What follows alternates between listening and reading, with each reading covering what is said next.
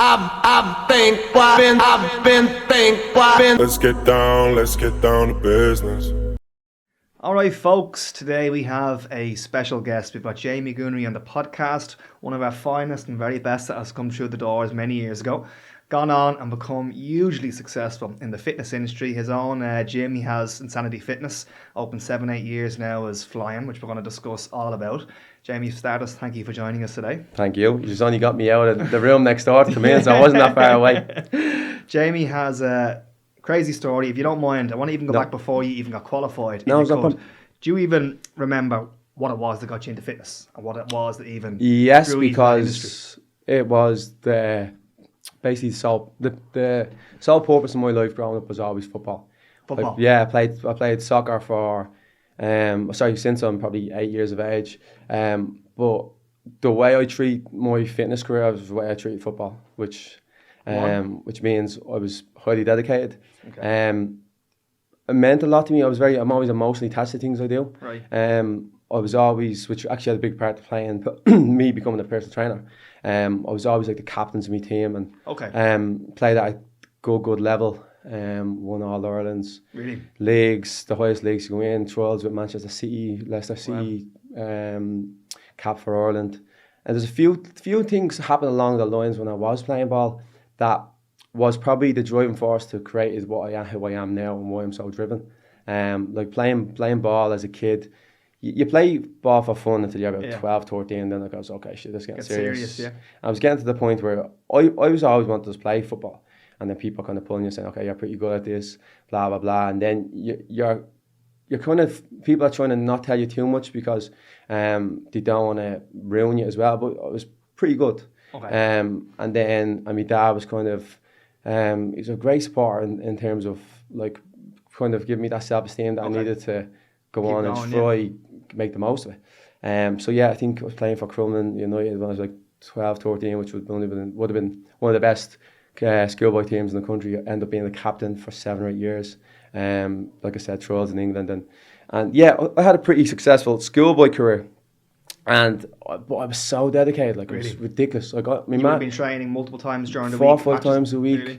Like every school team, I was always like, I got away with stuff, bits and pieces in school because I knew if I just kept being this lad that's going to get me somewhere, especially the way the teachers are treating me. I don't think I ever did homework before in my life.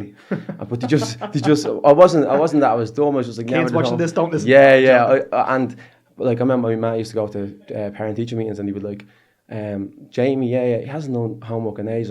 He's playing football 4 days a week. Oh, he's the footballer. I was okay. That's what you say. Amazing. But I was playing football 4 nights a week. You're in the emerging talent. You don't mind me asking, during those teenagers, were you training in the gym or was it just all football? No, it was all football, and that's my first experience ever with gym. So I was over in Manchester City. I was 13 years of age. I was 14 years of age. I went over a couple of times, but the last time I went over, we were in a room with the academy lads, 14 years. This is the first thing I ever remember in the gym, and I was 13, 14 at the time. And one of the lads came in and they done their strength work. We had like a training session with to try this in the morning. I remember like yesterday because it was one of those things, okay, I need to work on this. And we came in and the lads that were in the academy, 14-year-olds, 15-year-olds, that we are going to train with and play against in the we call it the second part of the session.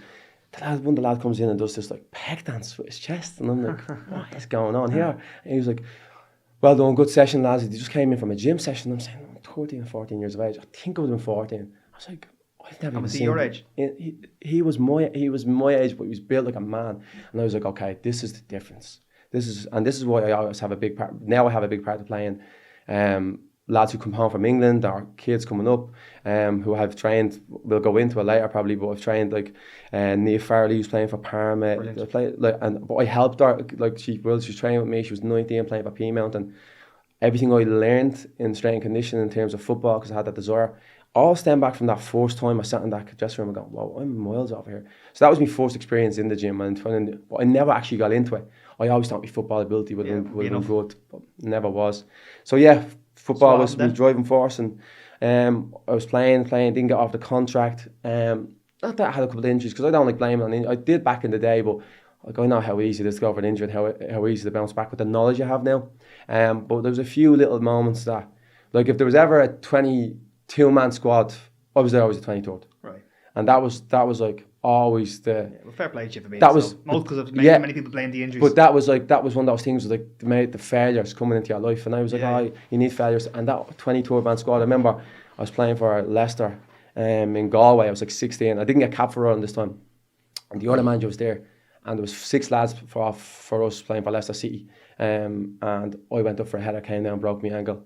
5 of the lads went and got their first cap 2 weeks later. I got a get well soon letter off the other manager at the time, and I was like, there's my chance. So these little things play in your mind. So when you're trying to become a footballer, which I tried to do, I play for Rovers, knocking around Longford, Pat Shells, 19s at the time, and kind of struggled then. I didn't really have that. I think I lost that kind of sense of hope. Right. And at that 1980, were you out drinking and? I actually only started really drinking at 19. I didn't really drink before that. It was like first proper drinking was 19, and then that side of your life comes into it and it takes over, and you're kind of beat up that you were like all the years of football and having that self-esteem is kind of going down the drain, and then I kind of found the fitness industry, or I found me, thankfully. Yeah. Nice. I was playing football for Rovers at the time.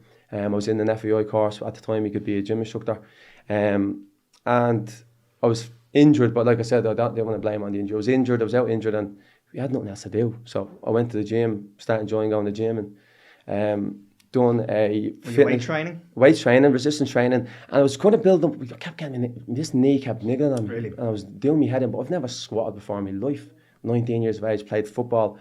Eventually got capped before, let's say that, when I was 18, but I've been capped, been playing the choice teams, but never done a proper back squat. I'm like, this isn't good, like, do you know what I mean? So learned the gym and fell in love with what I'm doing now, and thankfully it saved me. Really? I'm curious, do you see when you start drinking at 19, do you think that you going deep in their social life had any negative impact on your goal? Could have been so different from me. Where I'm from, I've seen people go the other way. Yeah. And you need something to save you.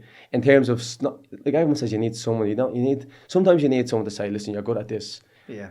And it kind of gives you that motivation to do that. Where I was actually genuinely, I think I remember going out a lot in that time frame where I was injured and I wasn't playing for the team. I can't remember who I was with, because I was bouncing from club to club, and because I was struggling and injured, and but I remember drinking a lot, and then I was doing an exam in the gym, and I have to say, someone turned around and said, that's the best exam I've seen in 5 years. And I was like, wow, thank you. That was basically the same thing that I got the same thing off it. Like my dad would have said to me after a match when I was 13 or 14.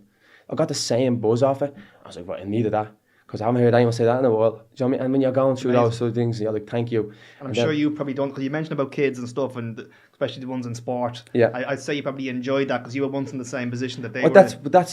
I'm aware. I remember things that made me feel like something like, okay, how can I help someone not go through what I went through, or help them get through that period? And it's I don't know if it's like emotionally intelligence, I think, more than that you go, okay, if I felt like that, how can I help people that will feel like that one day? And you probably have, I'd say. Yeah, well, that's but I've made it one of me like goals. Like it came to a time that I don't have to be doing. Like I train like a 14-year-old kid that plays that's trying to improve football, do 1-to-1. I don't technically need to be doing that financially, but I love it. I'm like, right, if I can have this effect on this kid, brilliant. They'll look back at me. Hopefully knock on my door one day and say thank you, because I know how it's good it is to feel when someone says something. It's amazing attitude and outlook to have, because you probably don't get a lot of thanks for it at the time.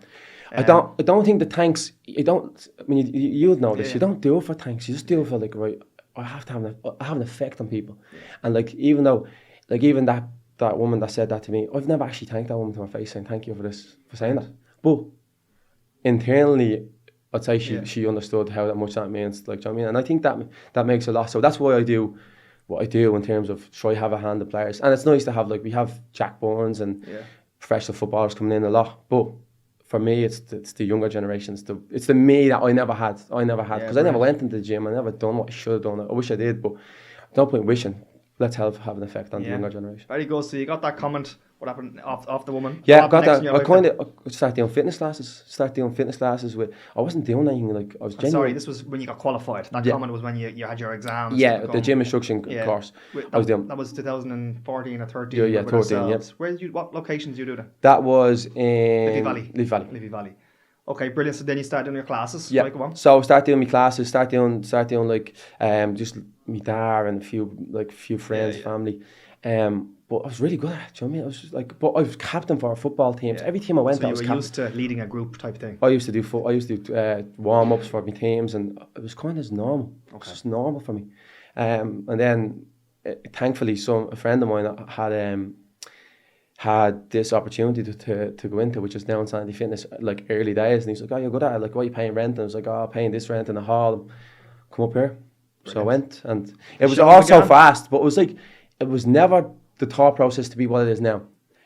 And I never usually thought that much ahead, but I think that's the key. I think you have to go, okay, I'm going to just make the best of this week. Okay, this class that's coming up, this hour that's coming up, I'm just going to go all in. And I think that's how we kind of built up. But now, business back then was totally different. So, the fitness industry, social media, all that. It's a whole different place. Yeah. It's a whole different place.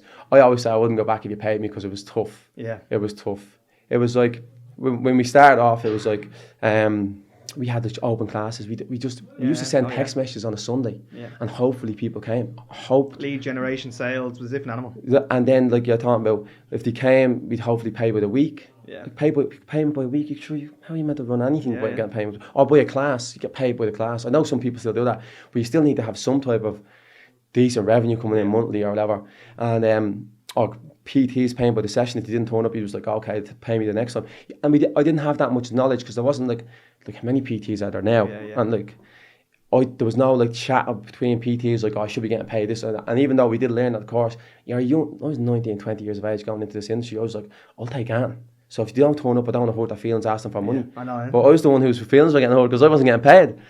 And I remember... do you remember where your headset was at that point? Because you may have been 1920. I'll actually your football career hadn't gone the way you wanted. I'll tell you how where I was at, because it's only coming to my mind there. We had obviously decent people coming when it was good, but I think it was quite seasonal. Like, just when I first opened, I think it would have been August, we had like 20, 30 people paying like 15 quid a week, whatever that is.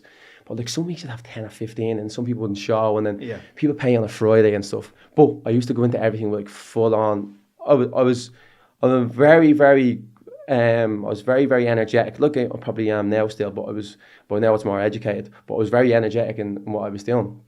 And my headspace at the time was very motivated. But did you have a sense of disappointment over the football career? Yeah, but the disappointment from the football career was like all the failures built up. And then I went into this and I was like, I'm told I'm good at this as well. I've been told I'm good at this thing. I failed. But I'm getting told I'm good at this, and I was like, no one's really doing this. Not that many people are doing it. Do you know what I mean? And I'm like, I'm young, I'm fairly fit. I have a bit of a name, so people that know me for playing ball and being a kind of a lad around the area, around where we're from, probably can do well here. So I have that bit of confidence back from that one saying.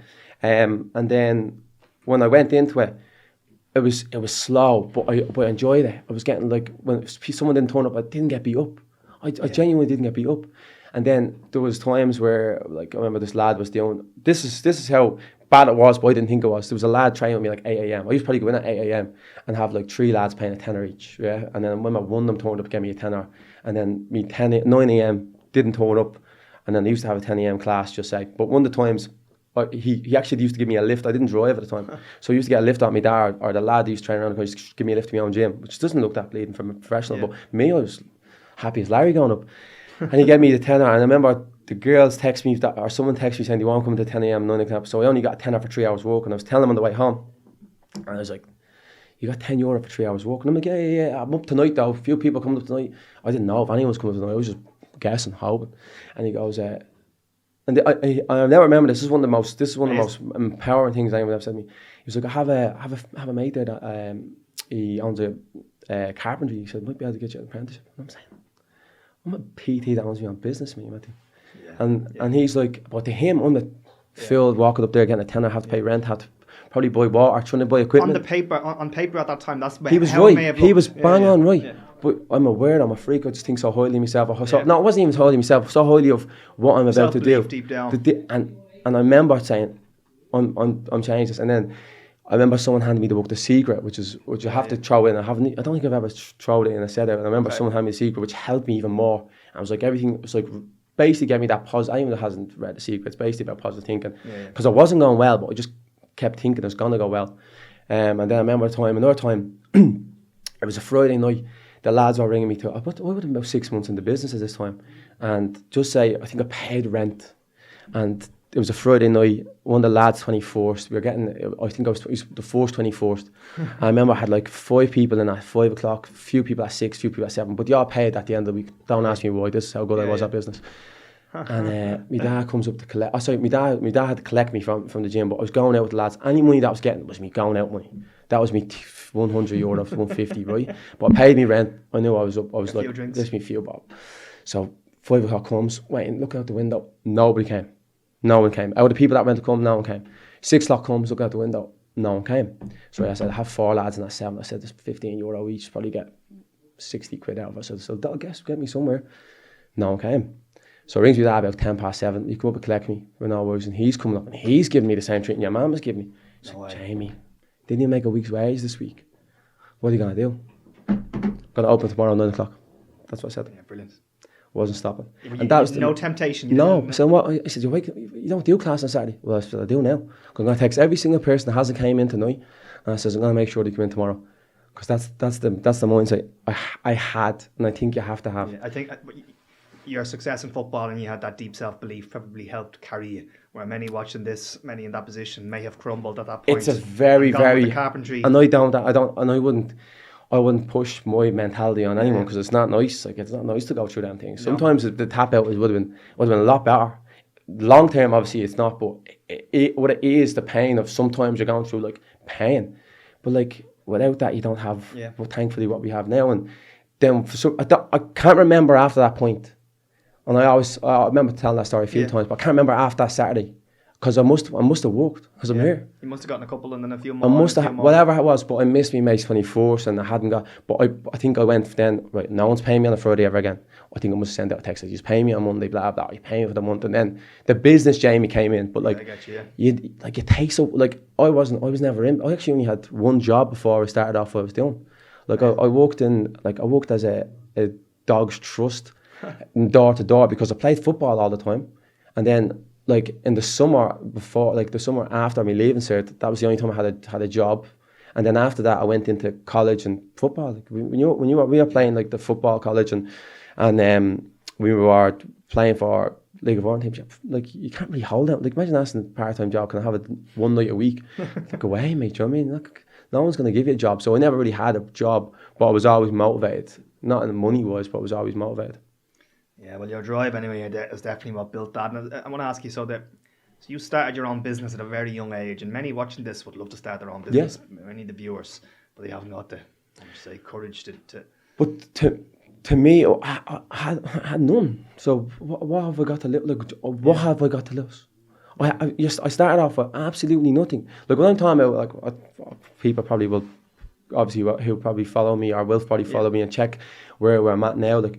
Like starting off, it was 4 or 5 kettlebells, a couple of TRXs I got off Dundee, and a few boxing bags. Like I'm talking about, this is the most basic stuff you'll ever get in your life. But a bit of enthusiasm and a bit of loud music can get you somewhere, and I mean that. See the points you made about how you give it your all and it's full on. Yeah, it's always like that. Did you do that then with your clients? Yeah. If I had a class that was meant to have 20 people and there's one person in it, I'd pretend like there was 20 people in the class. Brilliant. And they'd come out of the class going, jeez, that was some class. And then I went into something like, oh, there's only one person, there's only 2 people. Like you used to charge €6 a class, and one person come, you're only getting €6 for that hour. I wouldn't think about the €6. I'd think like, I'm going to make this the best class ever. Yeah, brilliant, yeah. And I'd make sure that the person that left came back, but he'd bring a friend.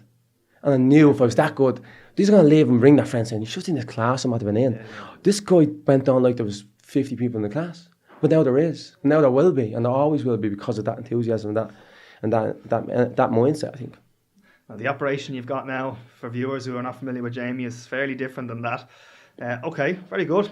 Talk to me about the type of clients that you've been working with in the gym and things you've spotted in that space. Okay, so in terms of how kind of. So is it like, are you working with young ones? Oh yeah. Ages? So is it males, so no, females? and a big shout out to them. Our community is unbelievable, and sometimes I'll be honest here, I lost sight of that because you kind of get good at your job and you kind of get, I think if you're young and what's going on with social media, you get pulled away. Yeah. And you're like, oh, because you're so good at your job, here's this opportunity, that opportunity, and you're like, okay. Stuff is thrown at you. But then you forget to, like, why am I here? Because I want to help I want to help people, whether it's online or all over the world or in a space.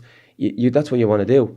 So I kind of lost sight of it sometimes, and then I always go back and go, do you know what? These people are amazing. So no, it's all shapes and sizes. It's a kind of, it's a place where people come and I think it's like there's no pressure on them to do anything. Yeah. Just have a bit of crack and train. That's being honest with you. That's the buzz. Yeah. And I might say buzz because that's one of those words. It's have a bit of crack and train. You want results. You're gonna have to be a little bit more efficient with your nutrition and your extra stuff. Yeah. But like I've clients with me 3-4 years. There's times they went up and down. I'm not one to give out because I know how much the place means to people and much it means to me. And even when I'm not in a good place, I still like going. Do you know what I mean? So I've seen the videos, the energy drinks. It's unbelievable. It's the best place ever for me to be. Like even I remember someone said to me, "Geez, you're back doing so many hours." I was like, "Well, I remember it was in January. I was like, do you know? I don't know a better place to be. Like, I flat out don't know a better place to be." And for me, everyone respects me so much in the place. Like you feel good. I don't go anywhere else and get the same thing back. Do you know what I mean? Yeah, so it's hard for me not to except be when there. You're here. Yeah. No, in fairness, you do get it, but like some people do genuinely come there just for you. Do you know what I mean? And you get that. But at the start, that's what happens. I'm the person pushing down. I'm the driving force. But when I say, look what we've built and look who we have now, we have an amazing team of trainers. Yeah. We have an amazing team of trainers. We have amazing people who are in the gym who are basically like I've girls in the gym who basically are such an important part of it. Yeah, I'll put this we do group training and there's a girl in the group, you're like, once this girl meets this girl, no, she ain't. She's going to feel the exact same thing because this girl is like a pillar and she's like telling everyone, look how great this place is and how good she feels and blah, blah. And like, she does my job for me. Brilliant, yeah. But it's the environment we create. And it's the community as well. Okay. A bloke or a girl listening to this or watching this from home and they are not in any gym but they're dying to start but haven't got the balls to take that first step. Describe the difference between what you do your place to your busy main street gym with thousands and thousands of members. Chalk and cheese. For someone who has no idea. It's chalk and cheese because of what there's equipment. The equipment's usually the same and there's a lot of things that look the same, but the feel and what you're a part of and how you want to feel, because we always try to learn about what we're doing in depth. And I kind of felt like when you walk into a commercial gym, you don't really feel like you don't feel anything. It is number. It is what it is. You're up to yourself. It's entirely up to you to do what you do. And people like that. And I like doing that myself. Like I can walk into the commercial gym freely enough. There's no problem. I've no problem with it. But if you're asking me what I'd like to create as a business, it's community's dream and it's as best model as I can. I have to know nearly everyone's name, even if they're drop-in clients, name, chat to them, have that like personality about it, because I'm not going to get that anywhere else. And then in terms of energy, like I demand an energy, and the coaches will probably say that's one thing I demand of them is energy, because I know I wasn't a good trainer, I wasn't a good coach starting off, but I had energy. So like people buy into energy, and I think if you're looking to get into something and you have emotional attachment to the fitness industry, and you want people to look up to you and people to genuinely listen to your advice, I think a community gym is, in the long scale of things, the way forward. The way I think I'd like to get into the industry. Now, it takes a long way to build up that. It's not easy. Well, there's a growing audience of people who go into one of these busy big gyms. It's their worst nightmare come true, especially on like a Monday, Tuesday evening. Of course. Well, I know coaches that have worked for me that I have a great relationship with, and said, how are you getting on? He said, I can't even PT on a Monday night because it's going in the round, which is I have all respect for. Like I always try to keep a good relationship with anyone that comes to the gym. Do you know what I mean? And can't even take clients on a Monday evening because it's too busy. How can I design a program for someone who, if I don't know what I'm going to be able to use? Yeah. Where for us, it's the programs on screens. We change it a lot. We know what we can use. We know what equipment to bring in for different stages of programming, and it's so more efficient. It's way more efficient. Do you know what I mean? Your own space, and like for me as a coach, I like feeling comfortable in coaching. I've coached before in other places. Not that I didn't feel comfortable, but as a coach, you want to be able to express yourself in what you know, what you can do. I'm loving the passion from yourself. Thank you. Any client stories that jump off the page for you from the last 7-8 years? You've just seen them come in, male or female, and transform, I suppose. Are some crazy ones. In terms of weight loss and stuff like that, I'll give Katie a shout out. She wouldn't mind me talking about this because we did a talk. Katie's client of mine 3 or 4 years. Came to me before COVID. I think she was 120 kg. We got her down to like 80, which is 40 kg drop. Great. COVID hits. I think she had a bit of a alcohol problem, and things went a bit west in lockdown. Right. As much as we tried. In fairness, one thing we did was we were very active on social media and to our clients in the lockdown. But some people can't do it on their own, and I understood that. And then she came back, and she came back, and I think she was in a bit of a bad place. She sorted out her own shit while she was training in the gym, and I think she's down to genuinely think she lost about 50 kg, and she's had to get in like surgery and stuff like that. She's honestly the best transformation I've ever seen. And when I say that, I always think mentally, because I'm like, not only am I always mentally and emotionally attached to some things, and how she is as a person now is way beyond. Like, I've seen people lose weight, I've helped people lose weight, but if they're not changing mentally, then and is it like her confidence and how she's just a whole different person. She's a whole different person, and like confidence, it's the pictures are clear, like ridiculous to see. It's like it's really scary. It's actually scary. I showed so many people, and showed me Mara, because I always try keeping me man down always, and they love it. Like they know how passionate I am about it. So I think they like to hear the good stories, because so there's not many positive things going around, and sometimes you show them something positive that gives them a bit of a boost. But showing, she was like, Jesus, that's ridiculous. But yeah, that was an amazing one. In stories, in terms of the gym has a crazy story, has that many incredible stories. You just get used to it. It's just get used to it, genuinely. Like when we like I said about Neve going away, like if people training with you to do things, I'm giving them everything I can give them to go and do it. So I know I back myself, but I back them because I wouldn't take them on if I didn't back them. Do you know what I mean? Brilliant. And I didn't have full on belief that whatever they came to me and wanted to do. But like any good coach will tell you, there's a way more to someone's goals than just what they want on a piece of paper. You have to understand why they're where they are. Can you rate that? Can you have an emotional relationship with them to then create a bond between a coach and a client, to then basically flip what they're going through on their head, to use it as like a positive, like every negative can be, use it as a positive, and then kick on to do their goals. And that's where that makes a difference between a coach and a good coach. And I'll be honest about online and stuff like that. I do online coaching, but like it's very hard to get that on an online basis. Do you find with that story with Kate or other examples, if they just can get started, they can get through the first few weeks, and they start to feel some progress, it gets easier? Any kind of advice you can give for someone watching this on the journey of it? So people looking to just go out on the journey of, and you have a big task ahead of them. It's day by day. I know it's probably cliche. It's day by day, and you need to do it for yourself. You can't be me as a coach. I can't tell someone you have to do this. You have to do this. You have to get something back off them. I've tried and dragged people through it, and you can only drag people a certain amount of time before I burn out of energy for that person. And I have a lot of energy. You can see it in me, but I know I do. But you need to have someone crawling enough. Yeah. So like if someone has this task and they're trying, and you'll meet them and you give them a hand with that. So keep trying. Don't give up on whatever you're going through. But because if you do get help, whether it's weight loss, anything at all, when you do actually get help and someone sees you trying, you'll get to the end of it. Because like everyone needs a little bit of help along the line, no matter what you're in. But like you have to keep knocking at the door. So if it's like someone who's struggling to drop that weight, keep turning up, keep trying. You'd wonder if people, they're just not mentally ready for it, and they take that step and they start. Sometimes I say to people, like I've had people who've trained in me, stopped, came again and got their results, and I'm saying you weren't mentally ready for it the first time. Brilliant. And like sometimes harsh, and like we're all want to say we're brilliant and we'll change everyone's life, but we need you to want to change your life, like to the full most. Everyone can say they want to do this. Everyone can say they want to be a PT and open up a gym, but like, are you really gonna take the hit, like when like that time when I didn't get it, like just couldn't even go to my friends 24th. Some people aren't going to take the hit, so you didn't really want it. Same thing in any type of thing in life, I think. Where when it comes to weight loss, you need to want it more. You need to wake up in the morning and go, all I want to do today is lose weight. Yeah.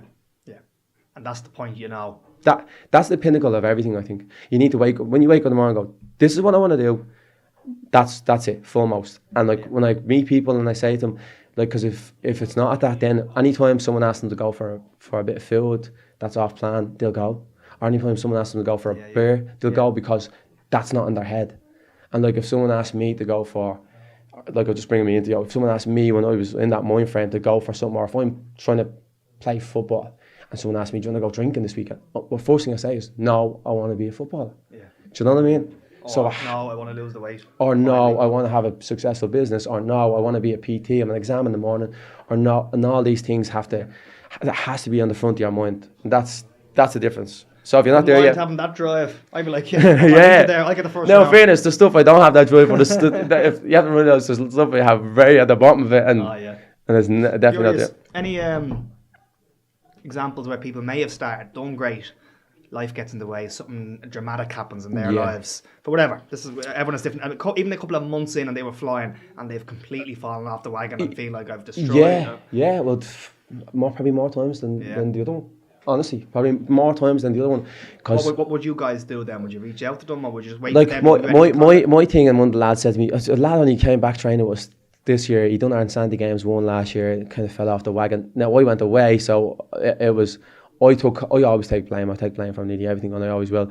But like I was texting him then in December, saying, "Hey mate, how are you getting on?" Blah blah. And I got back up, and he was like, "Mate, divorced, gone through divorce, didn't know, like I said, fell off the wagon." He said, he said, I didn't realise, I said, I didn't think I got results. He said, look back on pictures in September, he lost a stupid amount of weight. I won't say he is, but and then he's back training with us now, and now he's like, I think he's, I don't know if he said, he showed me pictures literally yesterday in the gym. He's like, look at me pictures, blah blah, and I was like, look at the difference here now. He says, I'm getting back to where I was in a quicker space of time. But these things happen. Do you know what I mean? These things happen. And like, don't beat yourself up. No way. Look, I fell off the wagon hundreds of times. I just can get back on it quick. You fell off the wagon, like, do you know what I mean? I've never gotten back on it. I'm enjoying being on it. I know, but even in terms of like some people, even with the business, I think PTs, because obviously a lot of PTs are going to hear this, and PT probably had PTs out there that probably had done well and like with clients, and then fell off it a little bit, and now they're trying to get back on it, and like just go back to do. All I always say is go back to do what you're doing the first day. Okay, I'm going to go back training myself. That first step. I'm going to go back training myself. Okay, I'm going to go back now, start documenting what I'm training, and then I'm going to start promoting what I'm training, and then hopefully someone likes that and comes along and wants to train with you. Okay, excellent. Right, this is really good. I want to ask you about social media, if you don't mind, because you're very big on social media. You do all the videos and all that, and you made a comment there about the trainers watching this, but there's even more of just the general public. Yeah, of course there is. Who are watching this, and social media is having benefit to some and very harmful for others. Just give us your views anyway. I have, only since this year, have kind of come back around. I think me and you were talking a couple of weeks ago in 360 with social media. And I'm gonna tell you a little story about the pros and cons. So when we first started up Sandy, there was no, we were using Facebook, but we didn't know what we were doing. We were just posting like on my personal page. But I wasn't making much money, as you probably could tell from my stories. And I think I spent money on flyers. I think I spent 300 quid on flyers, and I was at the early stages. And I remember I finished at like 10, 11, and I walked down about 6 kilometers down to a local supermarket. I was giving out my flyers. I had my t-shirt. I hadn't got the logo. I only had it stitched on it, so it wasn't really an average. I wasn't a marketing genius, if that base way of saying it. So I was giving out my flyers, and I was watching people crumble them up and put them in, and I was like, crumble up, put them in the bin. Crumble up and putting them in the bin, and I'm saying, I'm paying €300 for this. That I don't really have. I could have bought, like in my head, like 6 kettlebells. Like this is me trying to think what I could have got out of it. Do you know what I mean? And watching people put in the bin, and then I told you I'd done door-to-door sales for Dogs Trust, so on the way home, I started going door-to-door. I started knocking on doors, and I was like, yeah, I'm gym up the road, blah, blah. If they answered, I was like, the lawyer was trying to talk them into it. I actually got a girl from, I'll never forget it, because she was a Pilates teacher, and she rented on me, and the rent I got off her was amazing at the time, and I was like, this is it. But this is what I was doing. I was knocking at doors, yeah. So you knocked on the door, and then she then became a paying to rent on me. She said, amazing, like, I do Pilates, or I can't remember what she done, or baby yoga, or something crazy. I can't remember, it was really, really long ago, and then she took the two 8 p.m. slots in the evening. I remember that, and I remember us getting rent off, and I'm not messing it made a big difference at the time. But that was just knocking the doors. Now, I was watching people crumpling, and I said, I can't keep spending this money on marketing. I wasn't saying marketing and advertising at them. I can't keep spending on this on flyers because I haven't got this money for people crumpling in the bin. That was being honest. I was putting them in people's cars, know that windwipers now. This is some crack. And so I said I have to do something. So I was always on social media as a kid. I'm a social media kid. Like we grew up in the Bebo, MSNs, and Facebook days. So how can I use this? People know who I am. I'm going to try do this. So I start posting on Facebook. Instagram, I think, just came in live in maybe 2013, 2014. So I started using that. And then as I was kind of posting more, like simple stuff, like my own food, I wasn't even doing videos time. I was taking pictures of weights and gym and blah, blah. And then I remember I started following people from the UK. And I was like, okay, these are ahead on everything, like every single thing. So I started following people from the UK and in the US, and I was watching what they're doing. I was like, right, if I do this with my own style, this is back in like 2015. I do my own style on this. There was like workout videos with music, and this is back in Flipagram days. I said, I look good, and I've clients at the minute. I probably had 3 or 4 hours of work, so I'm like, right, I might as well do something in my spare time. So I was spending time doing like videos on my phone. Kind of looking at cool movements on TRXs and trying to really make the most of it. And then my following started to build up, and then I started. This is then the long story of where I am now. Then I started investing in it when I actually started getting good and getting the good cameras, learn how to do it on iMovie. It wasn't all this nice reels and stuff like that. It was iMovie, and I was recording on a GX7 on a Sunday, spending a whole day on a Sunday recording content, 4 or 5 videos in different tracksuits and stuff like that. It was gas, but it worked, and that's where I got here. And then, so it was beautiful. It was actually really nice. I genuinely used to love it. I used to get buzz off it. I'm going up here to record, my day off, not getting paid for it, and don't know why I'm doing it, but it feels cool. And you were getting no results really from the time when you were just doing it. Nothing. And then I think I hit 10k. 8k, 8,000 followers, and that time that was big. This was 2016 probably.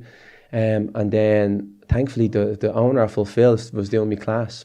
Fulfill Nutrition was doing my class, and he's the protein bar, and he said to me, you're flying up on Instagram, aren't you? And this is before I was one of the first people to try a Fulfill bar, and he was like, you're flying up on Instagram, aren't you? I was like, yeah. And he was like, keep going. He says, that's kind of, he was obviously learning about it as well, and then he kind of told me a few little bits, and then the more I done it, the positive thinking thing, going back to the secret thing, the more I believed in it, and the more I kept meeting people. Fellas I was following the UK from the very first day. I ended up getting brought off this trade show with Fulfill, and I met him, and he was talking to me. I'm like, this is the reason why you're getting into it. And then that same thing keeps happening. Really? I'm not messing. It keeps happening because I know it works. It genuinely works. Everything happens. Everything you think of kept rolling, keeps flipping and flipping and flipping. And then social media was, I'll just say last year, I turned over X amount, like a go bit amount, Like I've made really good money off social media in the last 3-4 years. I've worked with biggest brands in the world: Samsung, Monster, Fulfill, Avamore, JD Sports, brought us over to Ibiza. I genuinely have worked with some of the biggest brands in the whole world, and it was amazing. But I still am coming back 360 on this social media thing. I just think where it's going now it just feels like it's, I don't know, I feel like we're disconnecting a little bit. I don't like saying that because I like social media. Explain. I feel like I think there should be more of a connection with what you're doing, and like if we're going more digital, it's good because this stuff is great. Like, do you know what I mean? People can relate to us and we can connect to so many people. But when I walk into the gym and I talk to someone, it's so much better than being in a different space. Do you know what I mean? Or in a virtual space. So, but that's me being old school. Then 18, 19-year-olds that are flying on TikTok or are into TikTok, they're not going to say that. Do you know what I mean? However, do you think that, let's say a 21-year-old watching this, do you feel for some social media can be harmful? Social media should be used as an advertising tool. That's what I've always made it out of, and I made money off it, and I made a business off it. But my thing with social media was all I wanted to do was get people into my gym. Yeah. But I end up getting people that much into my gym that I end up getting brands and endorsements and stuff like that. Like, I was just a PT in this steel container of a gym with a bit of equipment. Now, it's not that now, but it was. So what I can help you do is ridiculous, but I think still having a good rapport with human beings is really important. It's really important. And I think we forget that. Definitely forget that.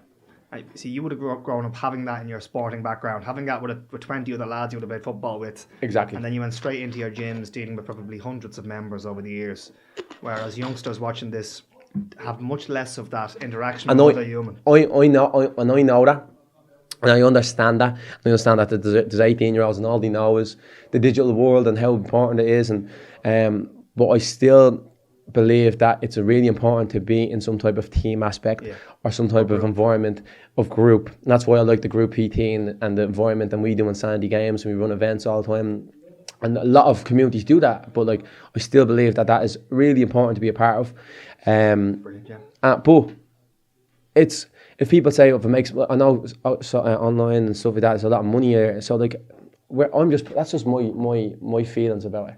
I'm not right or wrong, but how you feel in the circumstances is what you believe, and that's how I feel about it. That's exactly how I feel about it. Yeah. I'm sure you've had loads of people who probably was a big step for them coming into you guys that first night. They probably took days or weeks to even get the courage to do it. We've had that, and we've had some feedback with some of the ways you went about advertising that have intimidated people. I know, but you take everything on board. You take everything on board. You take everything on board what people say. Still recording? Yep. Sorry, Jamie. No, you take everything on board of what people say, because they're the most important people. Anyone that walks in the door is the most important people that come through the door. They're what they say, you have to listen. Do you know what I mean? So where are we going with this? The social media. If you're at, when people come in the door, there is going to be people that are afraid. But I think once people get a taste of what we do, it's hard. Well, not what we do, because I have to say this. There is some incredible group or fitness communities like mine in the country that have, and I thank them, that have helped me like push myself to be the best. I want to say head coach of a community as possible, because if there wasn't these coaches or communities out there that are striving to be better, then we wouldn't be as good. And we're not saying they're the best. We give a good service, and that's all I wanted to do. Yeah. But there is a great, and they believe in the same thing. And I'll sit down and have a coffee with these lads all day of the week, because what they do is important, because we need to push this agenda. Not because we're right as people, or because we feel like it's really benefiting people mentally more than, I think. Well, let's touch on that then. Give us your views on, I suppose, mental health, the fitness industry. Have you seen, cases where the exercise has helped people? I really only came across how important mental health was in lockdown. Now, in lockdown, that's where I kind of grew my social media. Me and a girl called Rebecca O'Rourke, who's old. She was here. We done a video call with her last week. Rebecca is like my partner in crime in the fitness industry. Brilliant. Okay? She's amazing. She's amazing.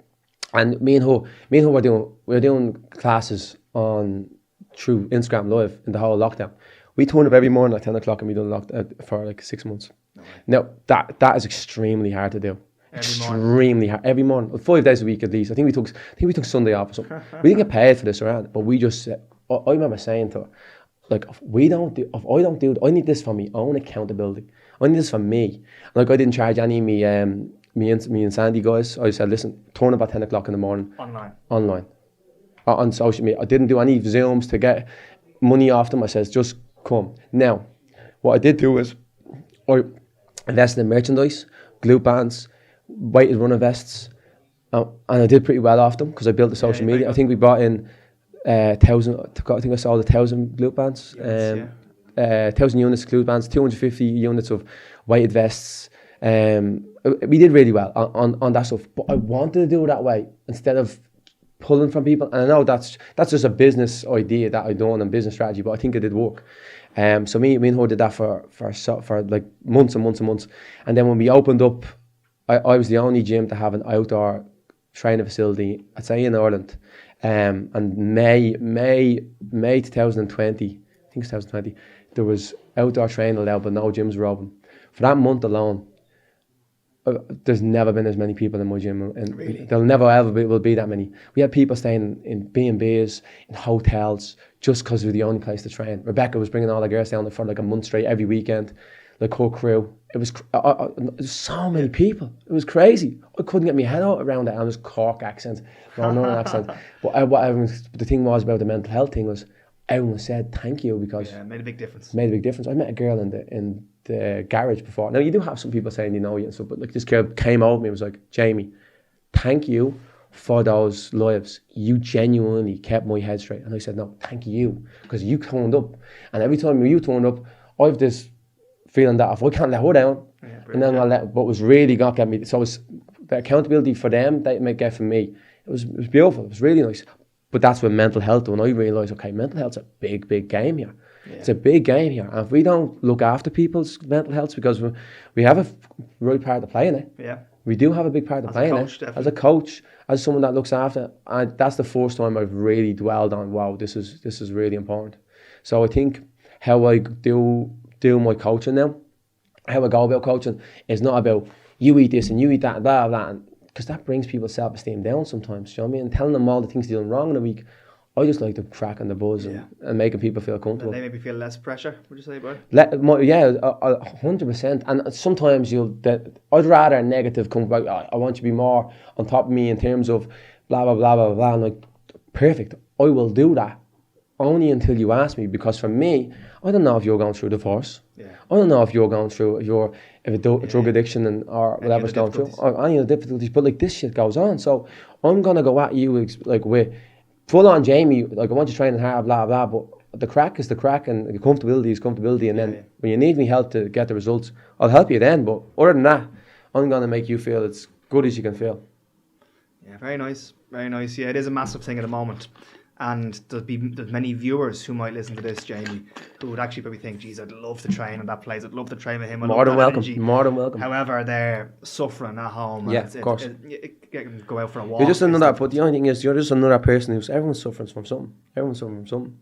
No one is perfect. And listen, everyone can. It's small or it's big, but everyone suffers from something. Do you know what I mean? So if there's a place that I know for definite, because if there's a place that is there for people more than that, is my gym, because everyone's there, and when everyone helped me with my stuff that was going on, because listen, like I said, everyone turns up. No one has a perfect life.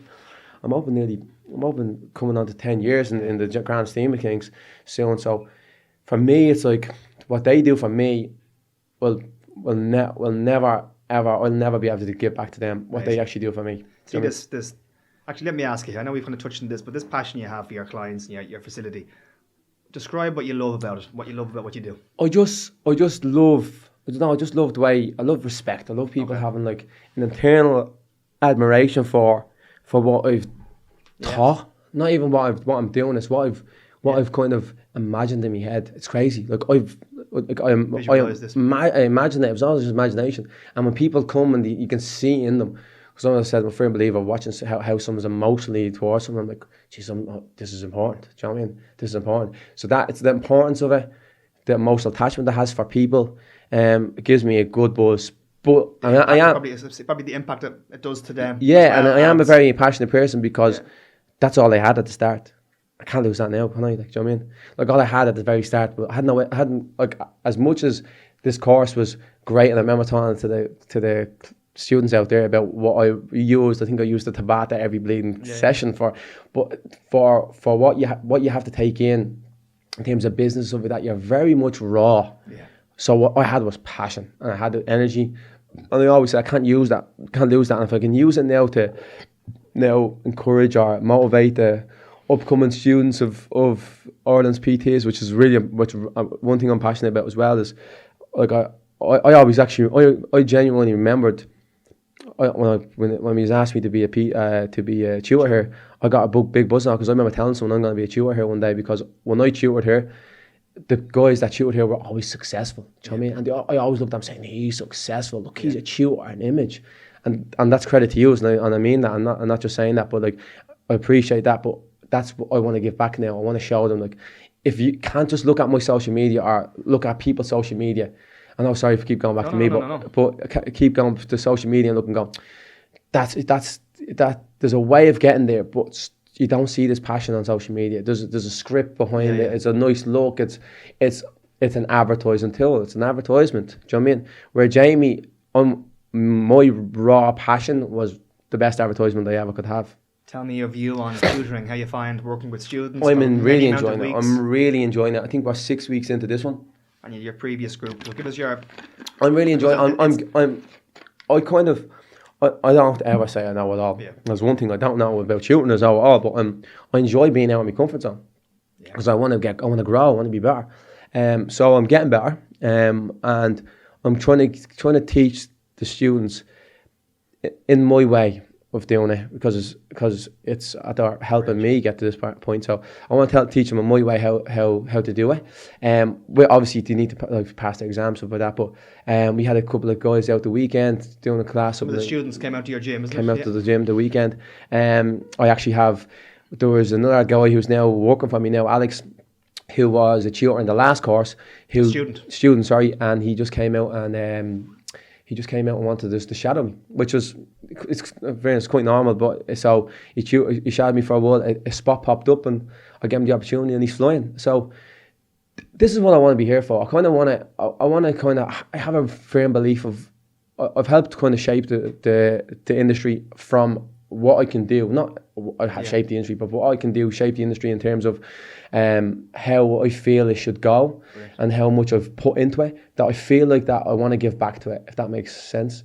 So being here as a tutor helps me do that, definitely. I wonder at the point you made about when you done your exams and you got that feedback off the person and the impact that made with you, and then you helping sport youngsters in your gym and just having that passion for you to get back to them kids. Of course. I wonder if that also translates into the classes. I'd say it does. Because it doesn't go. The passion doesn't go. It just gets stimulated into different places. But you like, let's be honest. Everyone needs a little tap on the back. Like we're not gonna be anything if you don't. And anything I've ever researched is that like one confidence boost can be as like you can get told. You had it twice in your life. Well, twice. You can get told you're rubbish, and actually, I'm gonna bring it back to you, and you're not gonna believe this, but I remember your talk when you did with us, and I remember a lot of things. I'm like a sponge. You did talk with us when I was a student, and I remember you said you were the worst PT I was in total fitness. And you told us that, I remember, and I was like, thank God, because I'm shy. I swear to God, I was brutal, but I had a lot of confidence. And you told us that. I remember doing that. You came into the business talk, and this is I'm a sponge, and I always remember little things with little people, and big people, but important things.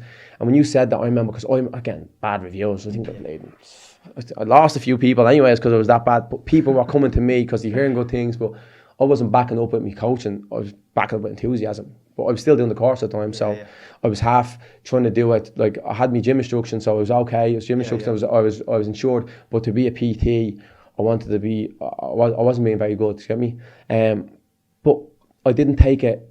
I didn't take it personally, because I think that one compliment I got overshadowed anything that came. Like someone could have told me, I could have got 10, 15 people, way more probably, just left and just said, you're brutal. But in my head I'm thinking, I'm only going to get better. And she said I was good. And she knows what she's talking about, so I'm going to be okay.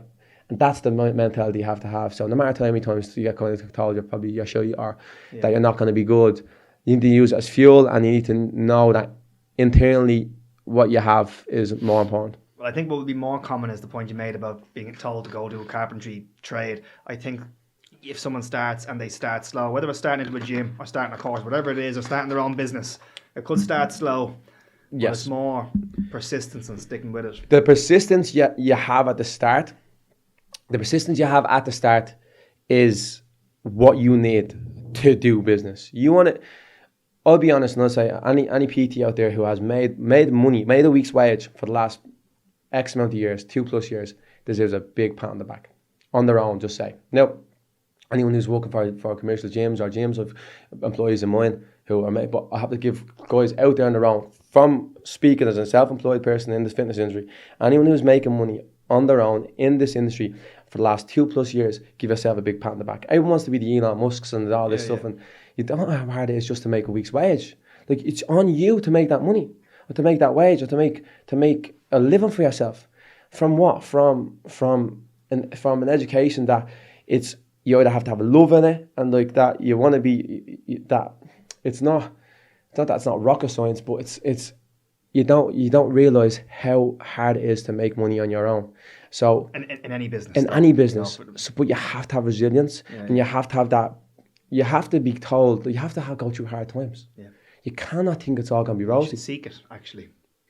If you don't seek it, if you don't get told you're bad, or because there's worse negative stuff that can come when you have a business. Like there's phone calls you can get that's way worse than you're just a shit trainer. Yeah. Trust me, you know this. We know this is business. We're all big boys and girls. Yeah, do you know what I mean? So, when you're getting told, when you're getting those little comments and you're able to just swipe them off and building it, then when the big ones come, you're kind of well prepared. Like your armor's already in fine condition. Brilliant. Okay. Last thing I want to finish on is what advice, topics could you share with viewers watching this who want to become personal trainers and then maybe become qualified and then they go on with their own journey? Would you recommend to come work with a place like you and get experience somewhere? Okay. Then starting their own, or any tips you can give us someone? I done 2 week, and that's all I needed though. You know, so that's all I needed. But I did 2 weeks work experience in a commercial gym. I did some things I liked. I did some things that I didn't like, but it showed me the realization of the fitness industry. There was cleaning toilets to cleaning showers to. I wasn't doing a fitness class. I think I did a warm up for the coach at the time, because it was really early days. And then there was some things that I enjoyed doing. I enjoyed walking around and talking to the just normal Joes a day, because it's nice. It's a chatty environment. It's a talkative environment. But I only need to do that for 2 weeks. Now, that's me. I think most coaches, as much as everything wants to go into online coaching and everyone wants to go into their own studios, I want to be their own PTs. You have to see what's like at a level where most people start, to know that okay, I have to respect this when it's good. So that's why I always try storing it to the coaches that are part of us, or even any of the students, and I'll always make sure to push this on them that when it's good, when you're working for yourself, you're making money, and I always congratulate them already, and you're doing that, it's good, but you need to realise that. And I don't want to put anyone working in a community centre, a commercial centre, but when you're working on your own, it's your own rules, it's your own way of doing things, and it's nice. It's nice to be working for yourself. So I think you need to go and do that. Then you go, okay, is this what I want to do? Now people might love it. I didn't like it. I didn't think it was for me. And then when you do step into a studio, like even your own business, or working for a place like this, because it's a different feel to it. There's a different energy in it. People will look at you differently, and let's be really honest. Then you'll appreciate it a little bit more. And then if you do go out on your own and open up a studio or become your own PT, you'll have way more gratitude for it. And I think probably haven't used that word today. You'll be more grateful of it. And if you're more grateful for something, you're going to get way more out of it, I think. Would you say you'd feel gratitude about what you've got in life? When I do, and people probably watch this saying this fella's a nutcase, this is a mad passionate guy, but I'm not. I don't dwell on stuff. I don't think back, and it's probably a positive. So it's hard for me to be grateful, but I am grateful. I enjoy doing these things, and I really appreciate you having me today. But I do be grateful, but it takes something like this to storm out of me thinking, Jesus, remember that. You did mention, you said how grateful you have towards your clients in Insanity. I think I'm more grateful towards them than I would be towards what I've done, because without them I wouldn't have done it. Yeah. And like, it's someone believing you, and like you said to me, every time someone walks in the door, it's they're there believing in me. I believe in them, what they've heard or what they said. And same thing when people come and do this course, you don't take full on. You don't take all credit for it. You can't. Like, it's a big job that everyone does here to give that level of service. But you're like, I'm grateful because I helped with and you'll know this, with my idea of some sort to get to this point, and that has to be a driving force, and it's really nice. Yeah, brilliant. Okay, Jamie, that was fantastic. Thank you very much today for joining us. Anyone wants to look into Jamie or contact him or see his website's gym pages, click the bio below. Jamie, thank you very much. Thanks for having me, lads. Pleasure.